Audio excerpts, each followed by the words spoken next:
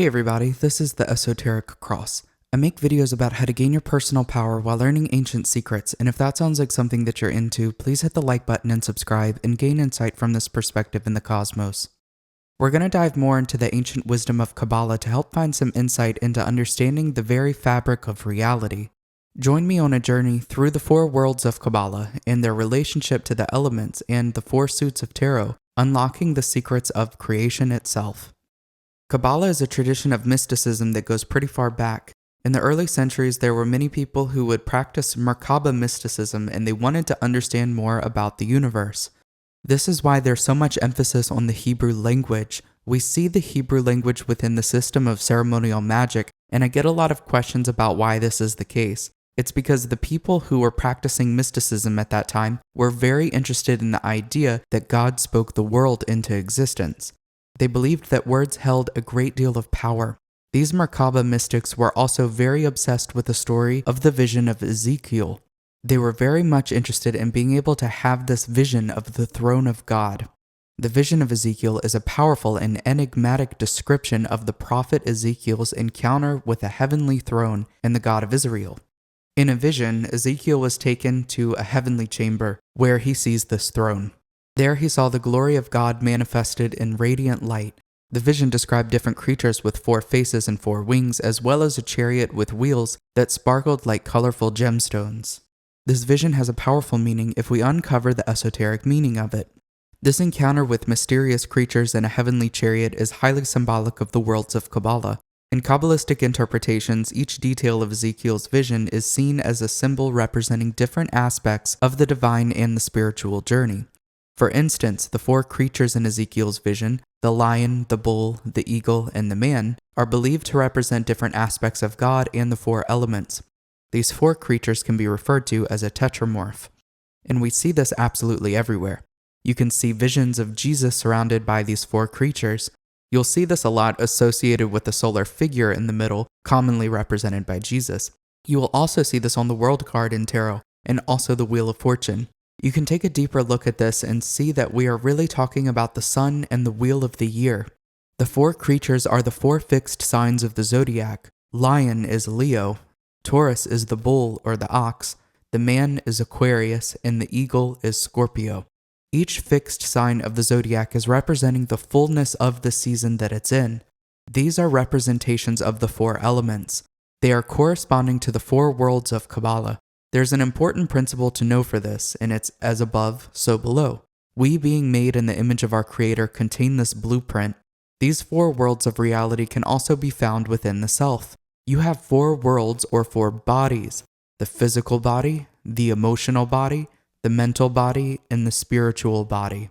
Within Cabala, we have this diagram called the Tree of Life, which is a representation of how reality is created and how to climb this tree back to divinity. The idea is that there's this consciousness, awareness, and out of it spirals a desire to create. It wants to be something. The light flows into these vessels or spheres of creation until it reaches the 3D physical reality. This is just one of many ways in describing how reality is created by divinity. But the unifying and underlying message is that the energy here in the physical reality is the substance of divinity, and there is some purpose or reason to creation. Understanding the spheres of this tree may help understand the worlds of Cabala. Let's take a look at these worlds. We begin with Atziluth, which is the archetypal world. Atziluth is the highest and most exalted of the 4 worlds. This could be called the supernal triangle. It's associated with the mind of God. But this is also within you. It represents the realm of ideas, inspiration, and spiritual wisdom before the mind has started to put labels on things and analyze them. It's sometimes referred to as the world of divine inspiration or the world of archetypes. It was created before the physical world and is inhabited by divine awareness. Briah is the creative world, and as the name suggests, it's associated with the creative process of the universe. It's related to the vision of creation and uniting with divinity. Here is where there is a self created. It is associated with a level of independence, and here is where we see a blueprint for the creation. Yetzirah is the formative world, and this is what directs the flow of spiritual energy into the physical reality. This is where things are getting fleshed out. It's where thoughts and ideas start to become form. Assiah is the manifested world and represents the lowest of the four worlds. It's associated with the physical reality that we experience in our daily lives. It is the world of concrete manifestation and the realm of action and matter. Each world of Cabala contains certain spheres along the tree of life, so we're going to go through them and their relationships to the elements in their corresponding suit within tarot. Atziluth, being the archetypal world and being associated with awareness in the mind of God, is also associated with the element of fire. In the suit of the wands in tarot, we can see three spheres in this world, and they are Kether, Hakma, and Binah. Kether is the top sphere on the tree and can be translated to the crown. It represents oneness and pure awareness. This is the connective force, the oneness of divinity that is within all things. There is a desire that is birthed from this place, and Hakma is the second sphere, which means wisdom. This is the externalization of potential that comes from that oneness. Here, there can be so much expansion, but just as soon as structure starts to build around the idea, we can see the forces of Binah at work. Binah is the first sphere on the feminine pillar, which means this is internalizing the wisdom. It is starting to create structure and form. Binah means understanding, and this is exactly what starts happening once wisdom is internalized. Remember, this is the most divine world, so this doesn't necessarily mean there are qualities of personality and overanalyzing here. The element of fire being associated with this world can really highlight the transformative aspects. Fire is an element that burns away the old. The heat transforms properties, and fire is known to spread and expand very fast. The tarot suit being associated here, wands, shows us this life force energy in the physical reality represented by the growth of life coming from the wood. There are strong themes in this suit of creativity, inspiration, spirituality, and authenticity. Briah, being the creative world and being associated with the creative process, is also associated with the element of water in the suit of the cups in tarot. We see three spheres here, which are Chesed, Geburah, and Tiferet. Chesed represents expansiveness and abundance, and Chesed means mercy. There's a letting go quality to this sphere, a place of acceptance, and also a virtue of providing value. This sphere is highlighting the abundance and expansiveness of our vision in the creative process. Geburah is the aggressive, more severe aspect. It actually means severity or strength. Here we see the courage and the power to overcome obstacles and see what our challenges are.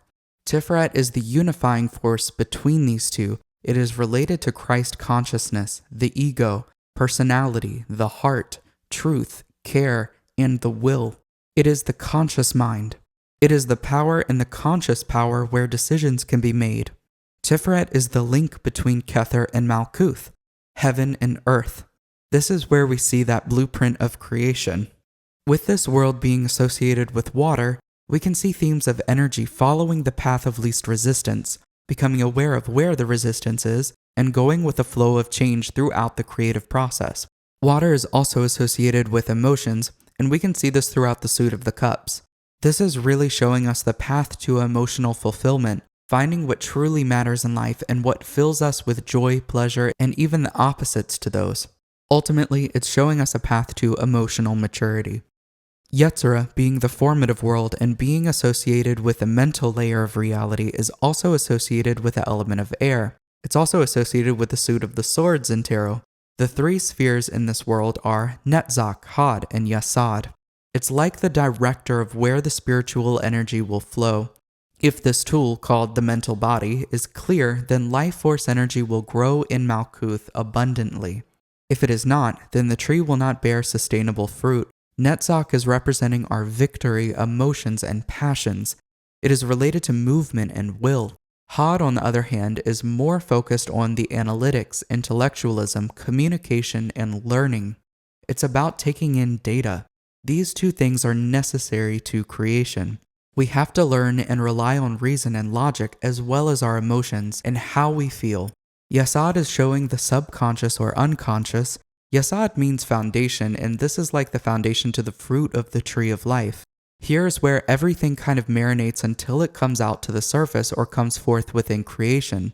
This world is related to our pain that we can ruminate on, the thoughts, anxieties, and the mental baggage that we carry.